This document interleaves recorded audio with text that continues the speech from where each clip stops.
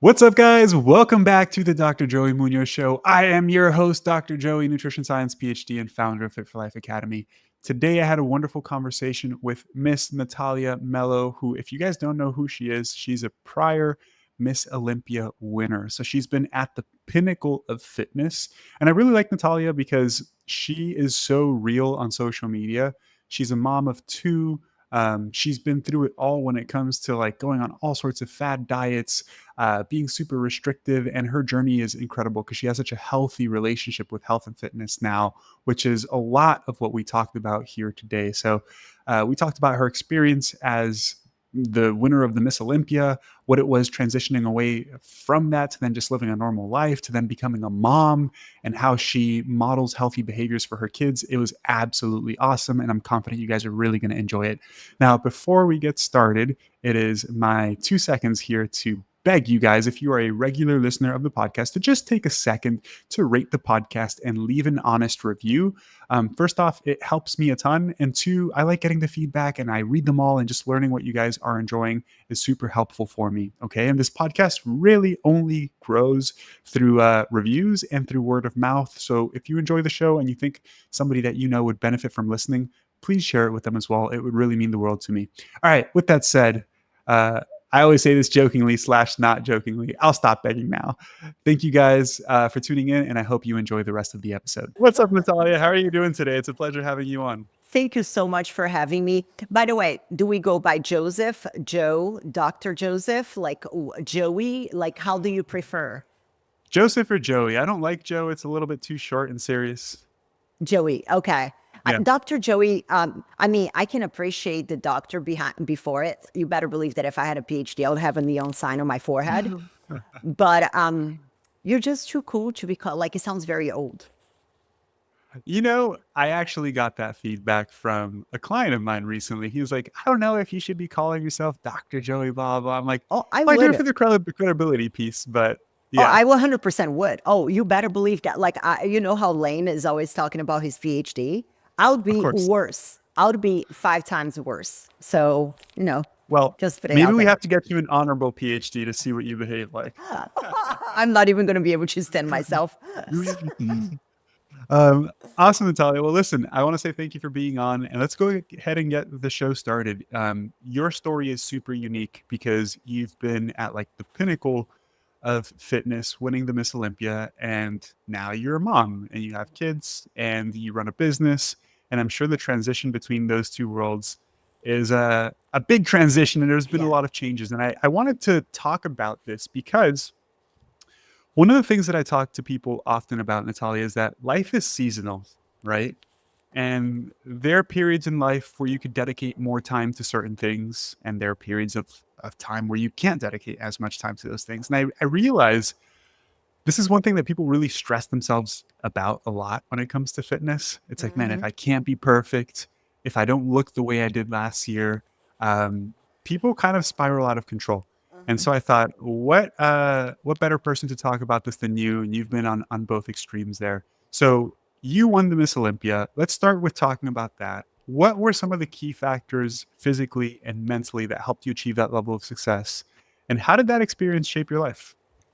Oh, this is such a great question. And before I even talk about anything related to competing, I wanted to make it very clear because I'm very vocal on my social media about the cons and the negatives of competing. Yeah. But at the same time, I'm very grateful for the doors that he opened, for the opportunities, and for a lot of the personality traits that highlighted in me that I have been able to transfer into other areas of life. So I just want to start with this because as I start to share a lot of my experience, I've got a lot of pushback from especially contest prep coaches. You're like spitting on the plate. I gave you all this. I'm like, no, I'm just telling the truth that I experience and I Mhm. still see. So now to ask your question, what have been the traits? I think that the discipline, the resilience that you need to have, because whenever you're talking about competing, um, it's like 80, some people say that is 80. I would say it's even more like 85, 90% mental. It is a constant mind fuck. Like, I don't know if I can say that. Like, You can say whatever you want. good. Okay. So it is a mind fuck. So you're constantly kind of telling yourself, like having to convince yourself. But the reason why I got into competing was because I moved here from Brazil when I was 20 years old. I had $350 to my name. I lived in an apartment that was covered in cockroaches. It was like literally, I cleaned restaurants overnight, working from 7 p.m. until 7 a.m. to earn $30. And that's all I could kind of like get. So I knew I had a little bit of the resilience in me. And then eventually I was able to get a job bartending. And the fork on the road moment for me was when I caught myself living a lifestyle that I knew that if I kept on going down that path, I was going to be dead. I was not going up, getting drunk every night and stuff like that. And competing came in the season of life where I needed something to give me a purpose, to work towards something. So I'm very grateful for that. And the work ethic that he builds, and the commitment that it gives you, and to see what you're capable of doing. However, there are a lot of negatives, which I'm sure you're going to be asking, so I'm not going to get ahead of myself. Yeah. Yeah, no, I don't necessarily want to focus too much on negatives.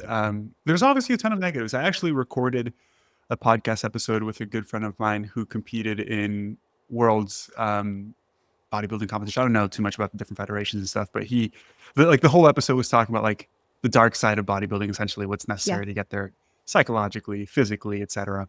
Right. But at the same time, although I acknowledge that it's really hard, there's a ton of negatives that come out of it. There's a lot of positive things that come out of doing something that's really, really hard. Right.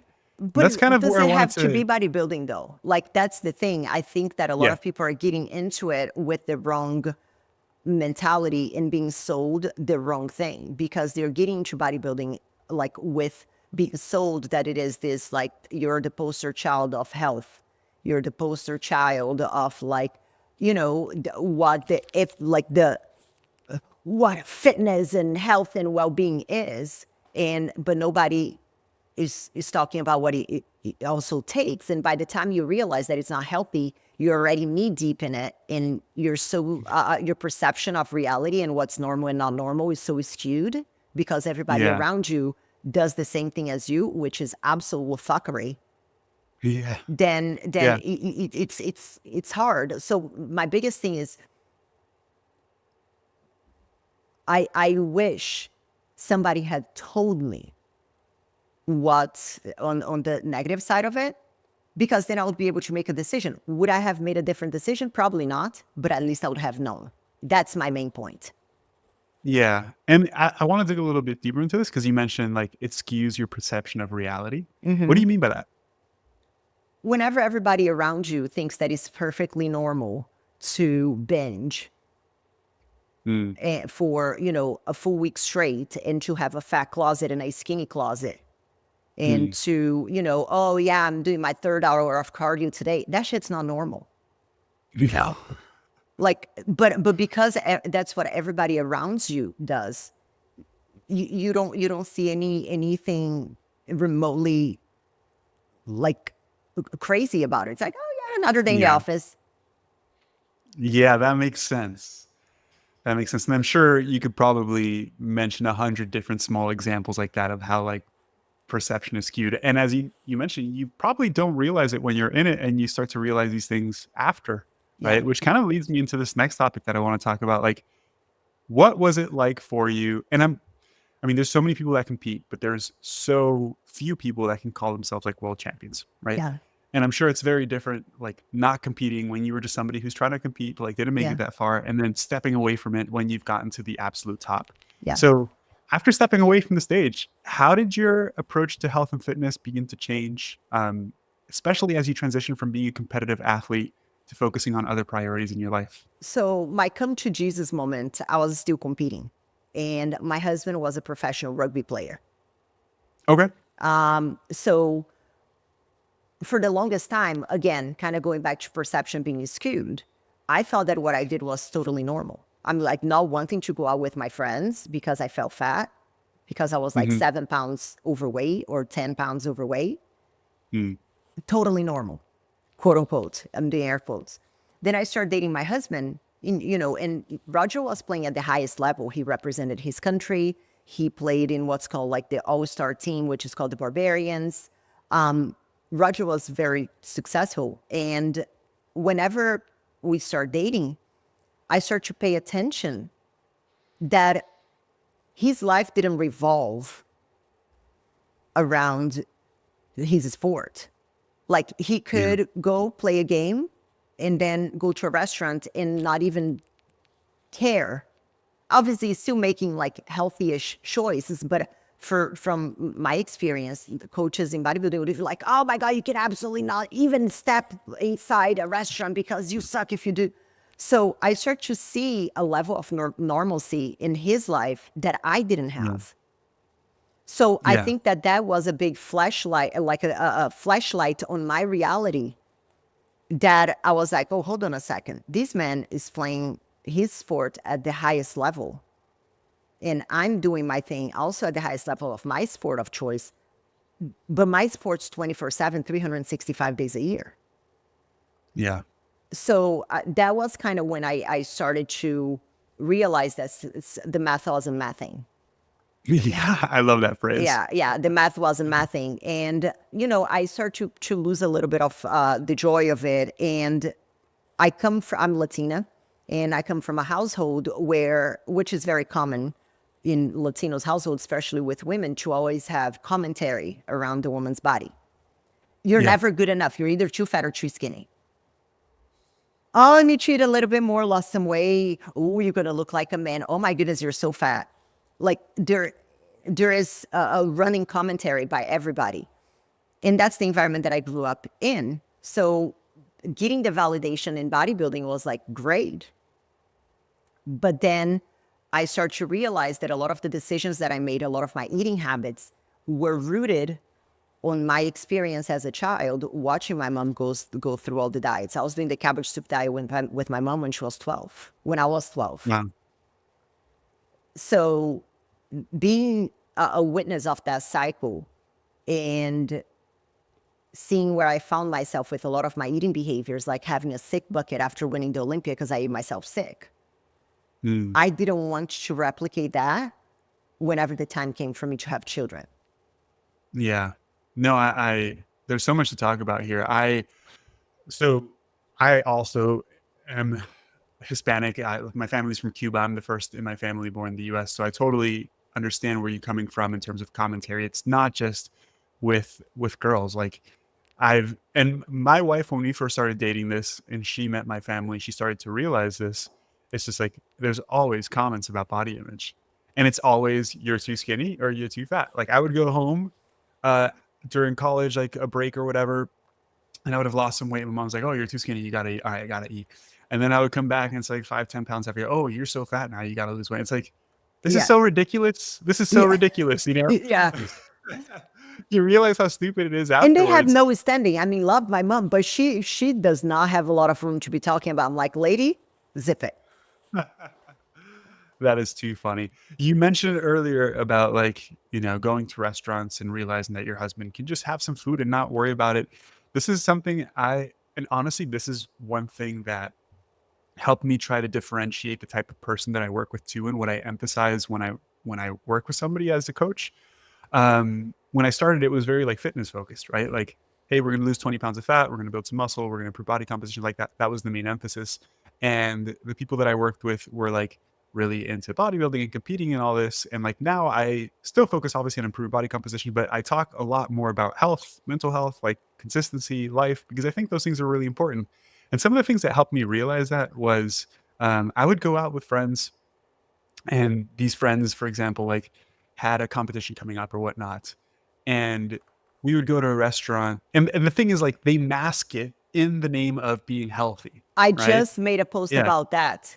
Yeah. And I remember this clearly. I spoke to my wife about this, and my wife was like, "What is this?" Because my wife never experienced this. She's not in the fitness space. Yeah. We went out to eat with some friends, and our friends brought some of their girlfriends, and their girlfriends were into competing, and like we were all having a good time. And the two of the girls in particular were not eating at all Mm-hmm. because they were competing, but they were having drinks. So they were allocating all their calories towards the alcohol. And they were just like getting so wasted off like a couple of drinks because they haven't eaten in like Cheap a date. long time. A cheap And date. I was just like thinking like, this is so messed up. Like Yeah. you can't have a bite of a burger, but you can have three drinks, you know, Yeah. like it's like, and I just remember thinking that one, like, this is not what I want to do. This is not what I want to encourage people to do at all. Yeah, and for me, like I had a big like the buildup of my come to Jesus moments, but I always knew, you know, especially towards the end, like something things felt off as I was competing. So I never coached a competitor. Mhm. Never, I saw your video about I this. never touched a competitor, and the reason for that is because I knew the extremes that I was going through to be where I was, and I I knew how much it was affecting me, and I would not be able to put my head in the pillow Mhm. and go to sleep knowing that I was doing to someone what I was doing to myself and what was being done. Because I was also, I mean, I don't like to blame coaches because ultimately I have autonomy to say yes or no. So, you know, it is my call. But it was under the guidance of someone who said that they were, you know, professionals and knew what they were doing. And I'm like, cool, let's do it. And I think that that's what is being problematic in the fitness space is that how can you ask a client to give you trust when they have had their trust broken so many times by people who had no idea what they were doing? So that was something, you know, in my heart that I didn't want to do. And you know, since social media, now I'm what, 15, 16 years into this.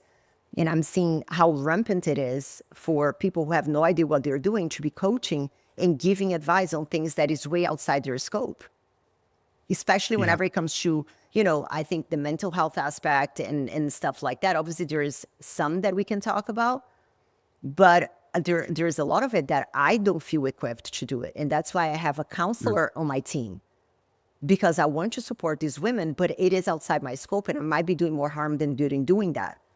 So and a lot of the things that we do now is mitigating all the nonsense that extremes, be that from competing or just from someone who has been chronically dieting for like their whole, like for decades.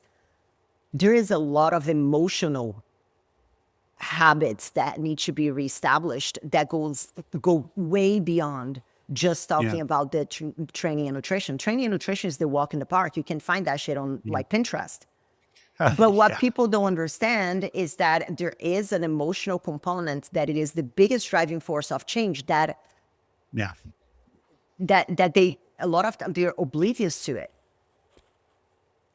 Yeah, I completely agree with that. And that's part of like, I'm sure you realize this as a coach too. Like, uh, people come to us because they think they need a better nutrition plan or a better workout plan. It's like, no, what you need to focus on is improving your behaviors, improving your lifestyle.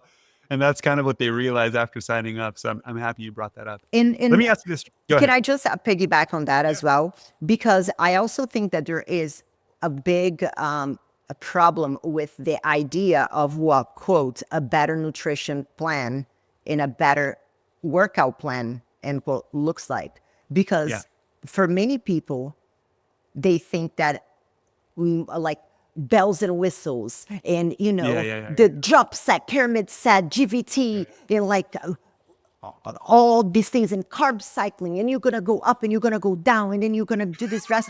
And then you're gonna have this, you know, salt that is from the sprinkle from the Yeah. Himalayas You're right. with the You're right. blood of a virgin. I'm like, girl, like, how are you gonna be able? So I think that there is a lack of simplicity that is Yeah. Yeah. Yeah. lacking because we're being constantly sold that you need to optimize. You need to get better. But if the fundamentals are not Yeah. there, you're optimizing shit. Yeah. Yeah. You're actually not optimizing at all because those things don't actually do anything. Right. It's Um, like people talking about like, I'm going to do my cold plunge. Listen, you're going to do your cold plunge. Great. I'm sure there are some benefits out there. Good. But that is not going to change the fact that your nutrition is dreadful. yeah. Yeah, and they're looking for the one secret food rather than just like, hey, eat a little more protein and add some fruits and veggies to your diet. It's Yeah. funny. I feel like people inherently know what they need to do. They just, there's excuses for lack of accountability, which is a completely different topic. I wanted to ask, so when you won the Miss Olympia, did you stop competing immediately after that, or did you continue competing? So I won the Olympia and then I did the Arnold in March. Okay.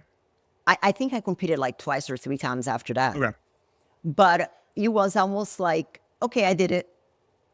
Now what? Like what Yeah. is next? You know? Yeah. And I feel like I had very good friends in the industry that allowed me to stay very grounded, Mm. in the cycle. So I came in, not came in, but after some time being in it, I start to pay attention on my surroundings, and I start to see that there were, a lot of people that became their whole life. Yeah. They had nothing else, so it was very hard for them to remove themselves from it Yeah. because they had nothing else. And I felt very fortunate that I had other things outside of it that Yeah. fulfilled me. Yeah. Yeah, no, that makes sense. And it just goes to show the importance of like who you surround yourself with too. I was going to ask, because you mentioned, you're at the pinnacle of competition. You then have this coming to Jesus moment, realizing that your husband can live a normal life outside of his sport. Uh, how hard was it to transition from competing, life revolving around that, to living a normal life? And what was that process actually like? I love this question for a number of reasons, because I think that, as we are talking, we're talking a lot about competition, but the process that I went through is very similar to that of somebody who is being dieting on, like, competing is a highlighted version of the quick fix diet that most people do throughout their life. It is just, it's just that you do get to some kind of goal that you look good and you take some photos, but the cycle is not, it's identical. Yeah. Whenever I speak with somebody who has been doing, Optavia or keto or whatever it is that they lose weight, gain weight, lose weight, the experiences, the feelings, the being embarrassed to leave your house, the not wanting to wear certain clothes, the not wanting to go see your friend, all of that, the experiences are identical. So Yeah. I just want to highlight this so people are not checking out thinking, oh, that this, like, I didn't compete. No, the experience is the same. The process is the same. Yeah. So the process wasn't straightforward. I made a lot of mistakes along the way. But the first thing that I had to understand is that if I wanted that lifestyle change, which is so played out, but it truly is, if I wanted that lifestyle change, I was gonna have to compromise the speed. And what I mean by that is that I was not gonna be able to get shredded like I used to get for competition within 12 or 16 weeks. Why? Because this time I wasn't doing it the quick fix way, the extreme way, the 3 hour a day cardio way. It was going to be a much more methodical and simplified way. Yeah. Because simple would mean that I would be able to stay compliant even when life got in the way. So it was kind of like breaking those beliefs that I had to be perfect all the time. That if I mess, like, that all or nothing mentality is like, see, I already had half of the cookie, so I might as well just, eat all the box and then go to the store and buy another box and eat that one too. Yeah. So it Yeah. was That makes overcoming sense. that. And how long would you say it took you, Natalia, to like transition from having all of this negative view on food, bad relationship with food, perhaps unrealistic perception of what your body looks like, to being okay with going to a restaurant and having some dessert and like not worrying about how many calories it was, perhaps, or just being in social situations around food and not judging yourself as much and just being able to live life a little bit more normally. How long did that process take? Because I can imagine it wasn't simple. years, because I made a lot of mistakes along the way. Yeah. I made a lot of mistakes, and that's actually a post that I was going to make today. Is that, people think that whenever they are hiring a coach, and I'm sure that you're going to agree with that, that it removes the need for a process. No, the process is still exists. It might be shortened because now you have the proper guidance. Hmm. So, it took me years to Yeah. get to a place where I can go to a restaurant, I can go to a trip, or I can even book a photo shoot. And I'm like, yep, tomorrow, awesome. Yeah. Yeah. That's cool. I asked that question because it's the same in the opposite direction too, in the sense that like people who live really unhealthy lifestyles who want to live a healthier lifestyle. Like one thing that I always talk to clients about is like, if you ask me, what is ultimately necessary to like lose weight, keep it off, and be healthy for the rest of your life? Like, I really think it's shifting your identity to somebody who is healthy and fit, right? Like, that's it's the ultimate answer. How to do it is difficult, but Yeah, it takes time, right? It takes yeah, time. And when I tell people like, hey, I don't need discipline to go to the gym. I like going to the gym. I look forward to going to the gym. I eat healthy the majority of the time because I like eating healthy. I like the way it feels. I like the way it tastes. And ultimately, that's what you need to get to because it shouldn't feel like you need to put sure. discipline in every single day. And what I've realized is that people understand that, but they don't understand how long that takes. Yep, Right, and even just yesterday talking to some of our clients, like, "Man, I've been on this journey for over 10 years now, and every new year I give up, and every new year I give up." And we had an influx of people come in and work with us in January because it's January, and they're sharing that, like, they're nervous because typically after January they fall off. And mm-hmm. obviously this comes into the topic of dichotomous thinking and all of this, but, like, I always tell them, like, "Hey, I want you to acknowledge, like, this is gonna take a lot longer than you think it does, and all we need to do is stay consistent and show up." And there's a certain magic of just showing up and doing your best in that given situation that slowly starts to change your identity, that slowly Yeah, starts to change your behavior, right? Like there is no way to get around of like doing the work and taking the time it takes. yeah. It cracks me up whenever people are like, "Can you share like some?" I've been stuck, and I get this message like daily on social. I've been stuck like for 5 years. Can shift the weight off. What are your tips? Like, and then I tell them, I've had people that have paid us, and I had to refund the money because they were like, "Oh, this is too simple. I'm too advanced for that." No, you're not. The reason why you're failing is because you think that it needs to have the bells and whistles. My diet has absolutely nothing, like chicken, rice, salad, vegetables, egg whites. Sometimes I have ice cream, like ice cream, have a glass of wine here and there. But there is always that pendulum swing of like, it's either perfect or it's a mess. And what I find is that a lot of times the starving, the I'm gonna do extra cardio to burn off the pizza that I had yesterday works Yeah. when you are a college student and you have all this disposable time to spend in the gym and just focus on yourself. And then as life starts to go on, you have kids. Then now you don't have as much disposable time. And then you have a career advancement, which requires more of your time. And then you have a spouse. And then you have all the extracurricular activities that come with kids. And then they keep on trying to do the thing that they did when they were in college. And then they wonder, well, it's not working. Well, of course it's not working. Yeah. How would it work? So I think that there also needs to be an understanding, kind of circling back to how we started, is that it's seasonal. We need to understand that life is made of Yeah. seasons, and if you are always kind of like trying to do what worked then without taking into context where you are right now, you are going to keep on being stuck in the same cycle. And every time, there is a holiday or there is a birthday or somebody's sick. I mean, I've been a parent for 8.5 years. I don't think that there has been 1 week that I was like, "Oh, that's like a chill week. Nothing going on." Mhm. Yeah. And people are always waiting for that time where like there is nothing happening. No, you need to learn how to navigate when shit is hitting the fan, because Yeah. it is going to continue to hit the fan. Yeah. Yeah.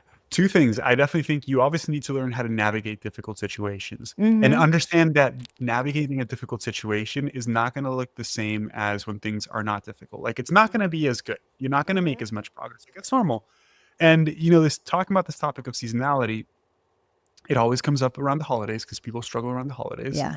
And I think it's really cool how refreshing or like how yeah, refreshing, I guess is the right word. It is for some clients when you tell them, because inevitably it's like, man, I'm nervous about the holidays. I always gain weight around the holidays. It's really hard to stick to my nutrition. And I always have the conversation of like, hey, like over the past 3 or 4 months, you've been making really good progress, right? Yeah. Like you're confident you can do this stuff. Like you're proving to yourself you can do it. It's like, yeah. And I was like, and the holidays make it a little more difficult, right? Yeah. I'm like, can't you just chill for the holidays? Like if you Yeah. gain 2 or 3 pounds, like is it that big of a deal? It's like, no, I guess not. It's like, yeah, listen, you don't have to be perfect during the Yeah. holidays. Maybe we could talk about some small behaviors that you can implement, right? Like Yeah. alcohol, I usually say force yourself to have a glass of water between drinks. Yeah. When you eat, make sure you put at least a good amount of protein and veggies on your plate. But hey, you can have some more desserts and that's okay. And if you're traveling and you can't get your workouts in for a week, like not a big deal. When you're back home in January, we'll just get back into it.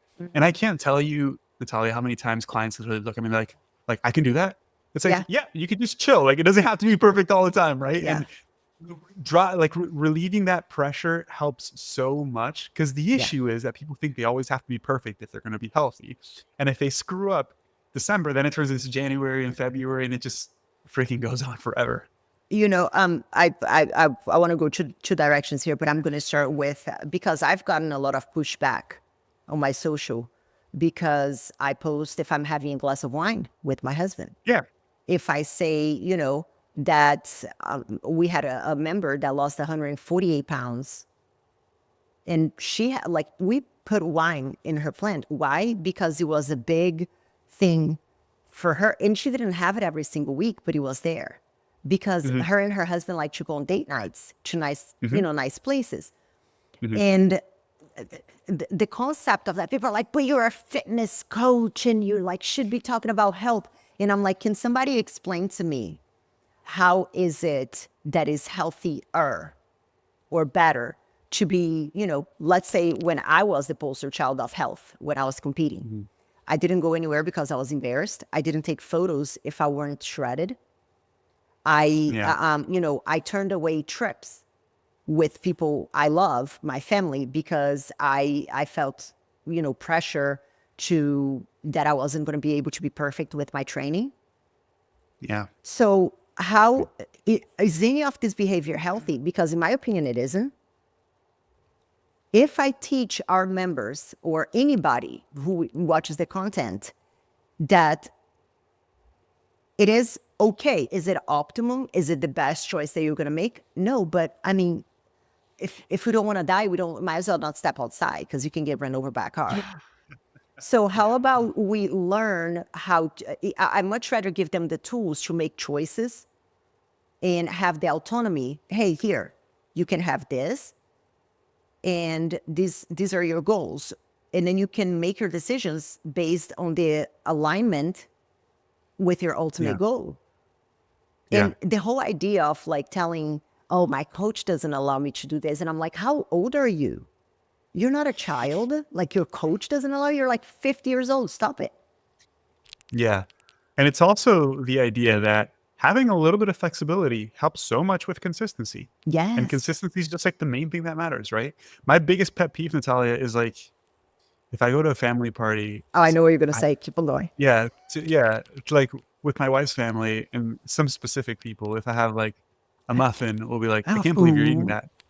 What the fuck are you talking about? Like, And it's a it's damn muffin. Like, what's the big deal, you know? and what about when they start telling you about all the diets that they have tried and like I try to not like my face speaks for me even though all the Botox I put on it still doesn't work. What do you do in those situations? Curious. What do you say? What do I do? Hold on. It depends how much wine I've had. Hold on. Let me try to recap here on this.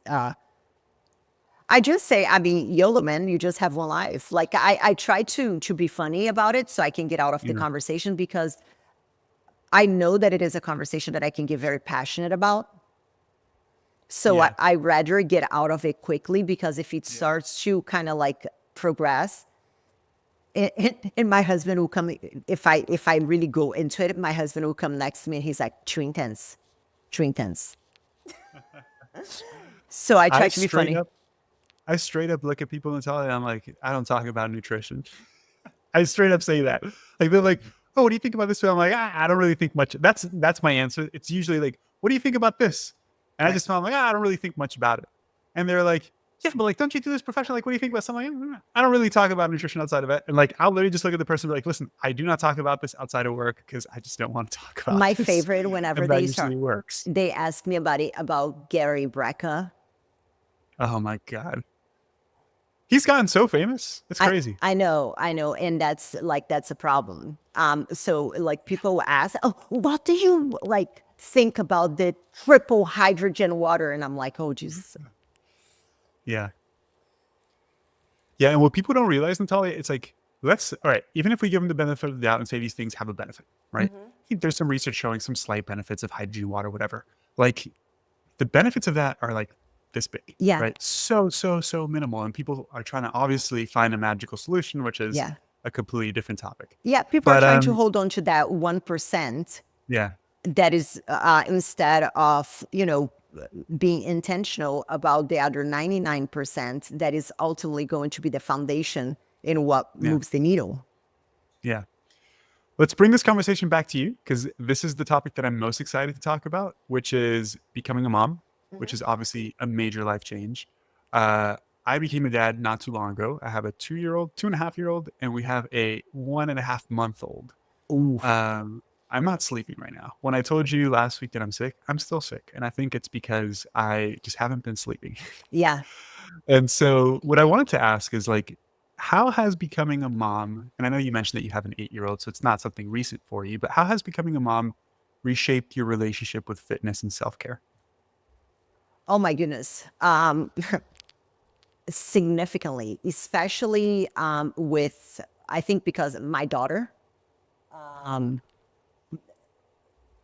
more from being the example, because, I know you probably know this, but a lot of people, the body of evidence that there is on the impact of the behavior of a mother.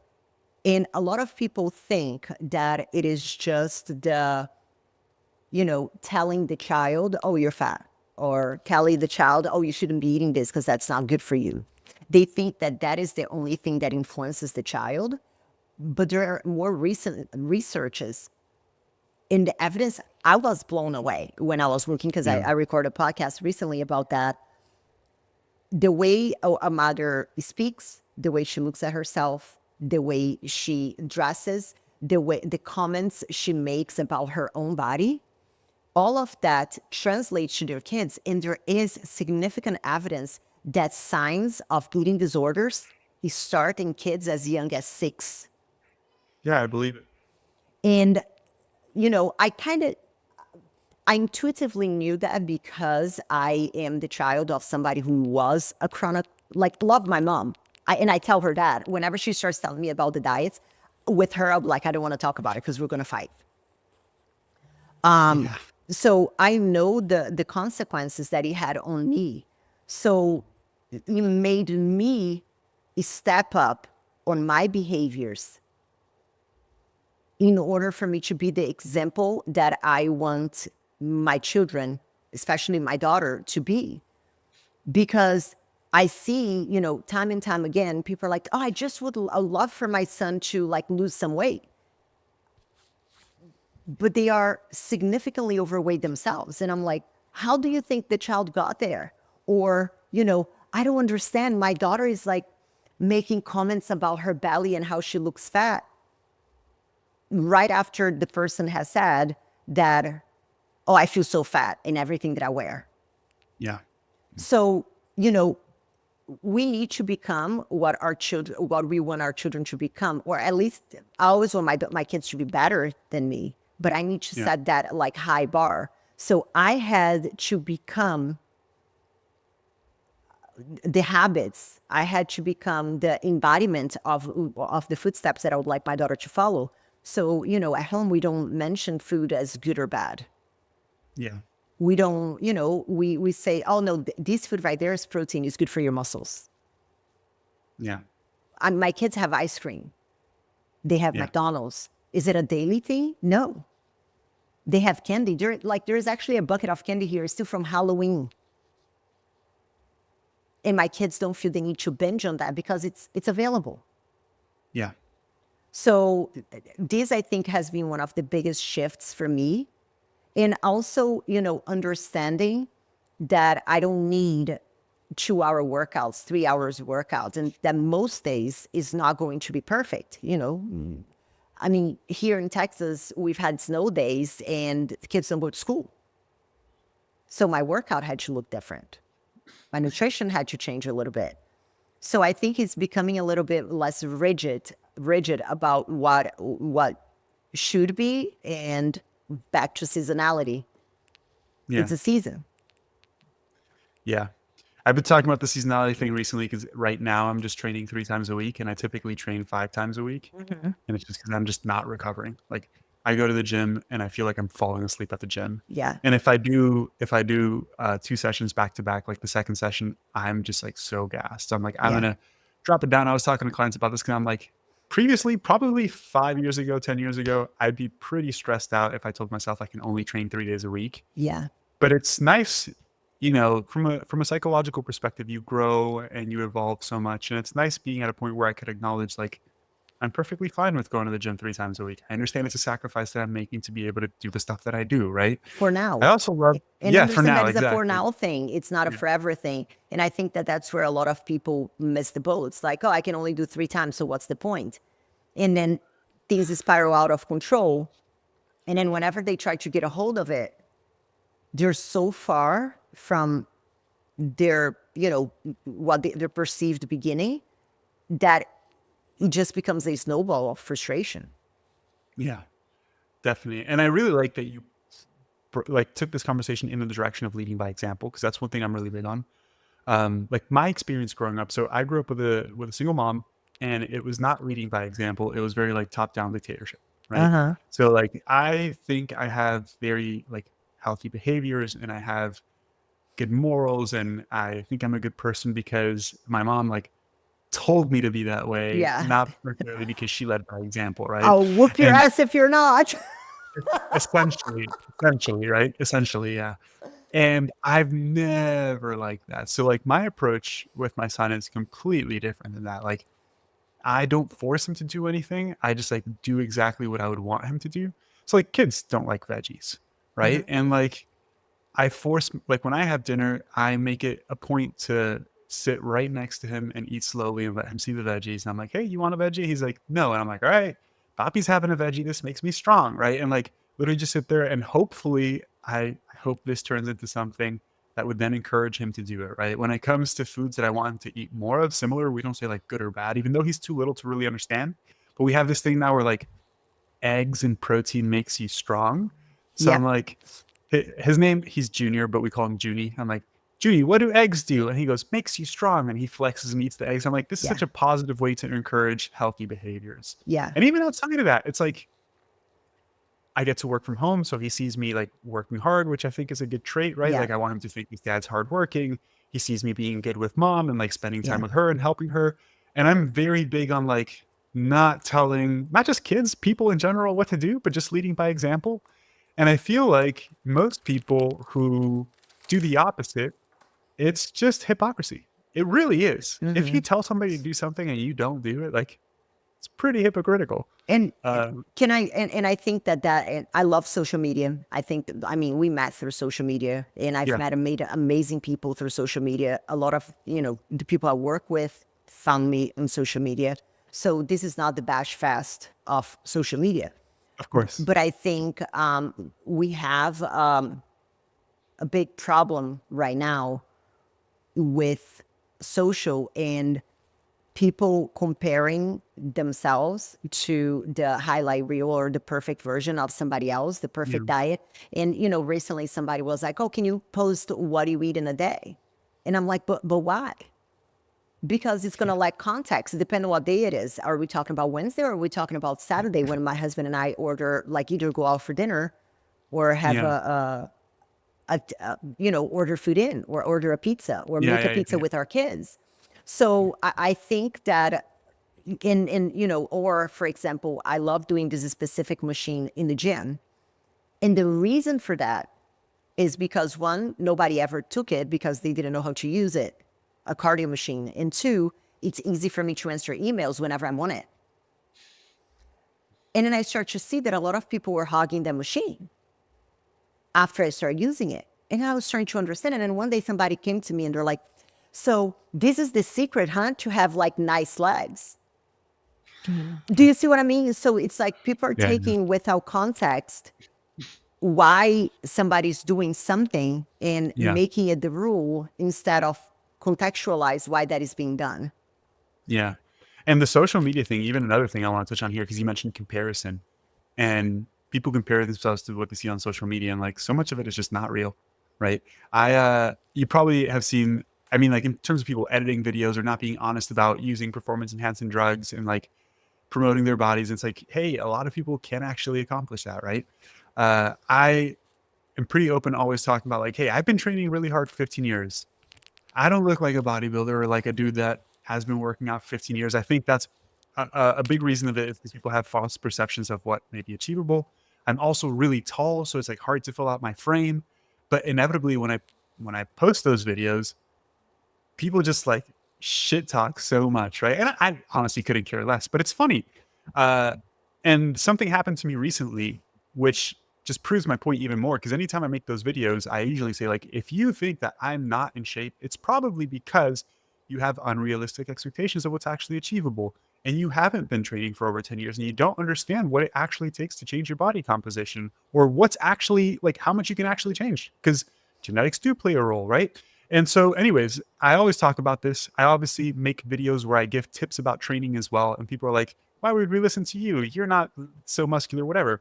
And as of recently, there's been this carnivore guy called Carnivore JT. Have you seen him? No, but I think it's hilarious that people are still like obsessed with carnivore, even though the dude that created the Yeah, carnivore came out it's and not said that carnivore. he had a whole bunch of health issues Yeah, because of the carnivore. I think it is hilarious, but carry on. yeah.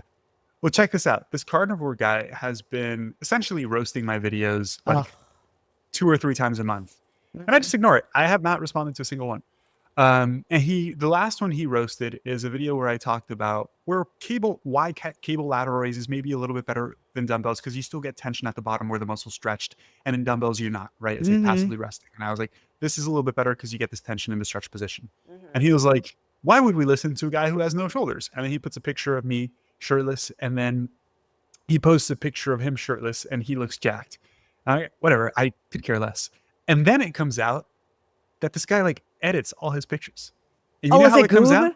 Goob? Goob? Was it Goob No, that I don't know. I saw a friend of mine post it. Goob's great, by the way, though. But I love the him? picture, Natalia, is a picture of him like flexing hard. He looks super jacked, and his chest looks a little weird. And then you zoom in, and he's wearing a rosary, and there's a cross on the rosary, and then there's another cross just floating in the air, like in the bottom of his chest. Bro. And then people call him out for it. And you know what his response is? He's like, this is kind of sad. His response is like, nothing on social media is real. Like everybody edits their pictures. I'm open about it. Oh, And no, I was hell like, no. dude, Speak for yourself, dude. yeah, I was like, dude, you're roasting somebody for not looking a certain way. And then you flex the way you look, but you don't look like that. It's like, this is the issue. Like you're giving people a false perception of what's actually attainable. And it hurts people psychologically. It's fucked up. You know what is crazy? I posted two photos, and I'm very open about even procedures that I've done.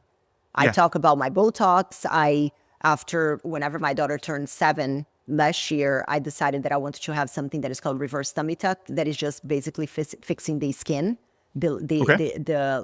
because there is nothing that I can do with workouts. But I don't think that you would be like you'd make me lack integrity if I didn't speak about it. Yeah. And don't care, like, honestly.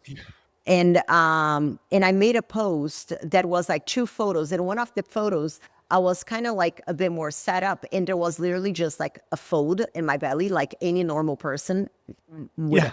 have. skin or no skin. And the comment that somebody made, which I appreciate, is sweet, but it just shows the level of deception that most people are being sold through social, that your skin is not going to fold when you sit down, regardless like of what size you are. They're like, oh, I love that first photo because, you know, it shows the loose mommy skin. And I'm like, you don't have to be a mom for your skin to fold when you fold your upper body and Yeah. sit down. So, Yeah. but there's such that skew. And listen, I appreciate the comment. I appreciate the compliment. Yes, I try to be as transparent as I can, but it just shows the level of detachment from what reality actually is. Yeah. Yeah, definitely. Do you deal with much commentary from people in real life? Because I feel like it's so much more prevalent online. What do you mean? Like people commenting on body or this or that the same way they do online. Um, my mom doesn't anymore because like I said, very strong. But I would call myself the boundary queen. Yeah, I set very strong boundaries. that's good. This is what it is, and if you want to respect it, great. If you don't, I think that people that don't respect your boundaries are the ones that took advantage of it for a long time, and they're welcome Yeah, to walk away from it. And we can open another can of worms here. I think that that's why so many people struggle, women especially struggle with reaching their fitness yeah, goals, because they struggle with setting boundaries, because a lot of their worth is wrapped around service, yeah. even if it comes at the cost of their own well-being. But I digress. So I don't keep very many open doors for people to run commentary on my body, because I mean, what are they gonna say? Like, Yeah. Even something similar to that comment of the lady saying, oh, it's cool that you have like some fold in your skin and stuff like that, not in real I've heard, life, not in real yeah, life. It's more like positive, which I appreciate, yeah, Um, yeah, but I don't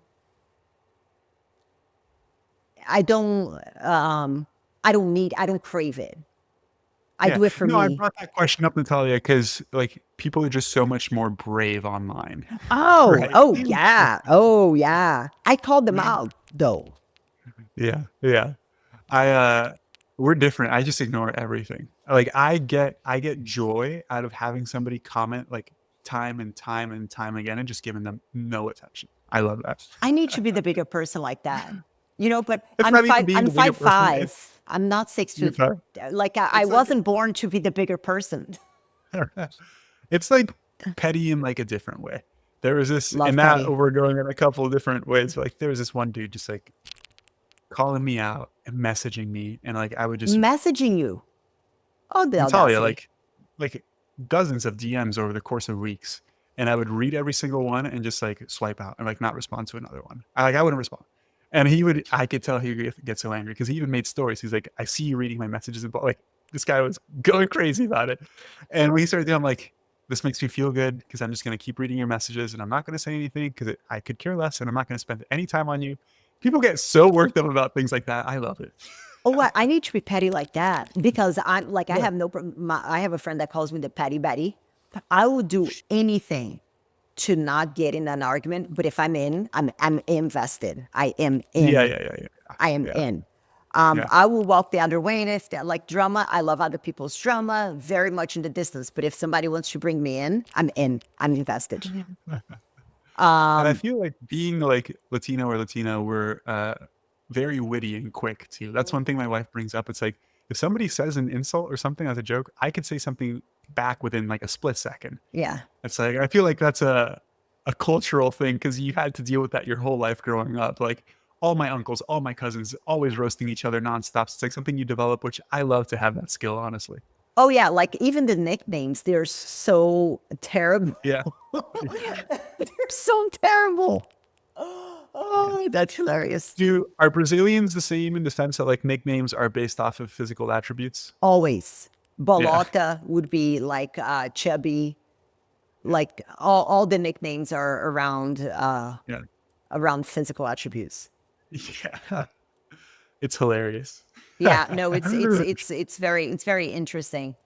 And my husband doesn't speak Portuguese, so it's even like it's hilarious when we go there, and then he's like, no idea what's happening. I'm like, that's a good thing. Let's keep it that way. Yeah. Yeah. Awesome, Natalia. Well, let's go ahead and wrap this up. I think this is super awesome. Like I said, I really wanted to have this conversation because mainly like your experience is the most extreme experience of seasonality, Yeah. right? And I wanted to share that because it's a recurring theme that I talk about so often. And Hmm. I'm definitely going to use this episode as a resource to share with people when they say that they're struggling around the holidays or life gets busy or whatever it is. Because, well, maybe one last question before we wrap up. Yeah. It's like, yes, you're a mom. Yes, you run a business. Yes, you're not as restrictive, or maybe you don't work out for 3 hours as you used to, but you're still really healthy. You're still in great shape. You haven't let yourself go. Like, how do you prioritize your health and fitness given having such a busy lifestyle? I think that the first one, oh, this is such a great question. There are a few ways, not a few ways, there are a few steps. I think that the first one is to put boundaries, Hmm. putting boundaries. And what I mean by that is that kind of, I touched on it before, but I will elaborate on it a little bit now, is that a lot of women overcommit. And what I mean by that is kind of going back, they commit to, 7 birthday parties on the weekend. And then there is that party that is like the cousin, sister's brother of the neighbor of the dog. You know what I'm saying? Yeah. And then they end up with nothing left for themselves. They have no rest. They do not give themselves the opportunity to rest because they feel that their value comes from Yeah. always doing things and being something for somebody else. Yeah. And, I love my friends, but I'm going to put my well being before, because if I don't, I'm not going to be a good friend. I'm not going to be a good mother. I'm not going to be a good, I'm not going to be good. I'm not going to be a good coach. Yeah. So I don't overcommit myself. Our weekends are pretty chill. They're pretty much around, our kids' soccer activity. We keep our kids' activity one per season, because otherwise it starts to deteriorate our sleep, the kids' sleep, our relationship as a family, because we're getting home, like we're never having dinner together. Yeah. So I prioritize that connection with my family over trying to be everywhere and be everything for everyone. Yeah. I think that that's the first thing. The second thing is understanding that life is going to happen. If you start with that prerogative, your life just got about 100 times easier. Because if you're expecting that, the idea that everything is going to be perfect all the time, you're going to be flustered and frustrated whenever things don't go perfectly, even though we know that in no area of our life things go perfectly all the time. Yeah. So that, like, that management of expectation. And then the other thing is like to schedule, like to have, and I'm not talking about, being obsessed with every second of your day, but having a rough idea. For example, for me, my workouts happen in the morning, period, the end. And then from that, I will organize. If my kids have a doctor's appointment, okay, what time is that doctor appointment? Oh, is that the time that I work out? What time may I be done? So maybe I need to wake up a little bit earlier than that and get my workout before the doctor's appointment. Or if it is, very early in the day, okay, maybe I can go to the doctor with my son, get a quick workout in. But I try to, like, I have an idea, a rough idea of when things will be happening in my life, because that removes a lot of decision fatigue. I Yeah. think a lot of people become stuck because they have decision fatigue. They're always trying, in planning even your meals. The exhaustion that it causes every single day to be like, oh, but what is for dinner? We have a whiteboard in our house that says, Monday, this is dinner. Tuesday, this is dinner. And then whoever gets done with work first starts dinner first. Yeah. I like that. And And one thing I Go Go ahead. no, you go ahead, please. No, you And do. and then I think the last thing is to take personal accountability and personal responsibility, because we can see here, and oh, because my husband orders pizza, right? But is he shoving it down your throat? You make the choice to eat it. Oh, because my kids have birthday parties. Okay, you can go to the birthday party, but you don't have to have half of the cake. So Yeah. there is also, I think that people are very used to putting themselves on the passenger seat of the decisions that they make. And I think it is very, and I hate the word empowering, but it's very empowering whenever you put yourself in the driver's seat. I get to do what I get, like it is my choice. You cannot plan, every second of life, but you can plan how you're gonna respond to whenever life happens, because that's the only thing you can control. Yeah, I love all those points. And the one thing I was going to add is to really understand what sort of sacrifices are necessary to live the life that you say you want to live, right? Because people only like focus on the positives of what other people do. And I bring this up because I talk about the fact that I work from home and I get to be with family and I get to go to the gym at 9 in the morning like I want to, and I get to eat all my meals at home. And people are like, "Oh, you're so lucky that you get to have that lifestyle." And in part, I'm fortunate that I get to live this lifestyle, but I don't go out with friends on the weekend. I'm in bed by 9 p.m. every day. Yep. I don't really, it's like, there are all these sacrifices that you make, and people just like don't see that. Because most people who struggle with their health and fitness and are overweight, like they're probably going out and drinking multiple times. They're probably having a lot of fun. They probably get to spend a lot of time with friends. And one of the I think most valuable conversations that we always have with clients is like, yes, let's talk about what your goals are, but now beyond that, let's talk about what your actual priorities in life are, and let's talk about what sacrifices are actually necessary, and let's align those three, right? Because like, hey, if you want to get a little bit leaner, but you don't want to change anything about your life, you're not going to get a little bit leaner, right? It's like for me, my priorities are very clear. It's my Yeah. health, my family, it's my business. It's nothing else. Same. So if Mine it's is copy and paste. yeah. So if it's taking away from those things, don't get me wrong. I obviously spend time with friends, but like I don't let other things take away from those things. Yeah. And I think it's really hard for people to understand that like that is what's necessary.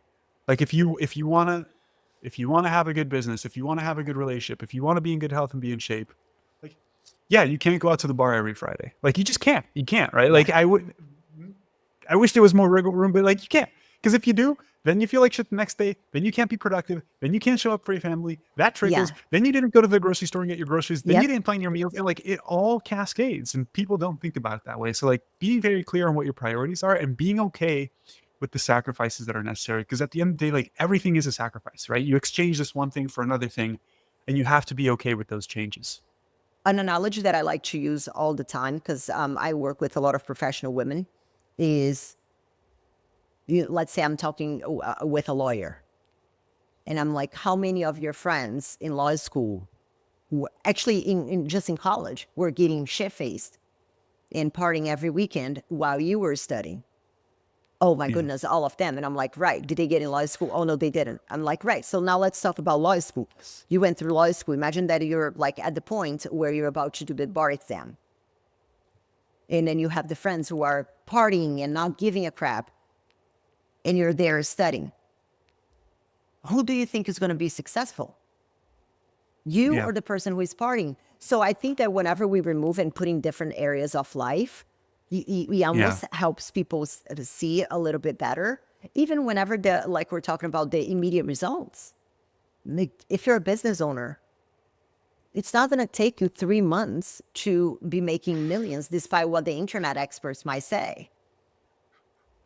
Yeah. But for some reason with fitness, they think that they're going to be able to undo decades of terrible habits Yeah. and keep on doing that. The thing that I'm actually going to make a post after this call, which is, I want to lose weight intuitively eating. I'm like, I'm sorry, but you can't. Like, At least like, not yet. but they are fundamentally the opposite. Yeah. For most people that are, wanting to, oh, I just did like 75 hard, and then I did Optavia, and then I did keto, and then I did Nutri-System, and I want to eat intuitively. I'm like, your intuition is fucked. You Yes. cannot trust it. Yeah. Your intuition is going to tell you to go to the pantry and eat every single cookie that there is there. And that's your definition of intuitive eating. Yeah. Yeah. So I think that people are trying to become advanced before they put in their work to even become a okay intermediate. Yeah. Yeah. I love that. Um, let's go ahead and wrap this up, Natalia, Yeah, because I have a call to get on in 15 minutes too. I just want to say I really, really enjoyed this talk. I appreciate you taking time to be here today. Do you mind sharing where people can connect with you? absolutely. And thank you for having me. It's a pleasure. I love your work. We contacted on social, and before we started, I even say that you are one of the few fitness people on social who is sane. It's very refreshing. I appreciate it. Thank you. People can find me. I have a podcast as well, which I, not to put you in the spot, but I would love to have you. Yeah. The Unfiltered Fit Life podcast. You can find me there. And then on social, I am at Natalia Mello Fit, THNATHALIA Mello Fit. I'm sure that Joey, you have it in the show notes. And all my socials are the same, and my website, nataliamellofit.com. Yeah. Thank you for sharing. For those of you guys listening, as she mentioned, all the links will be down in the show notes or the description, depending on where you're watching. If you checked out the whole episode, as always, I appreciate you for taking time to tune in. And as always, I always beg my listeners at the end of every episode and never pay attention. Guys, please take a second to rate the podcast and leave a review if you appreciate it. This only really grows by word of mouth, and the reviews mean a ton to me. It really helps. Thank you so much, and I'll catch you in next week's episode.